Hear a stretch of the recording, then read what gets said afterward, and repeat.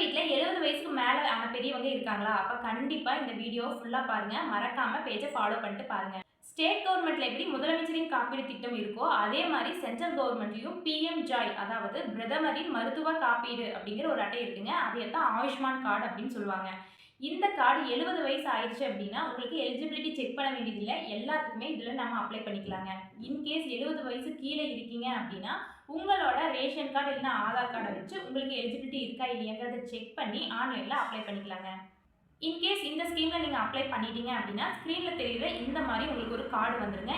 இத யூஸ் பண்ணி நீங்க ஒரு வருடத்திற்கு 5 லட்சம் வரைக்கும் கிளைம் வாங்கிக்கலாங்க. நெறைய பேரு ஏபிஹெச்ஏ கார்டு அதாவது ஹெல்த் அக்கவுண்ட் கார்டு இந்த கார்டு அப்ளை பண்ணாவே 5 லட்சம் வரைக்கும் மருத்துவ காப்பீடு பார்த்துக்கலாம்னு நெனச்சிட்டு இருக்காங்க. ஆனா அந்த மாரி பண்ண முடியாதுங்க. இது வெறும் ஹெல்த் அக்கவுண்ட் கார்டு தான்.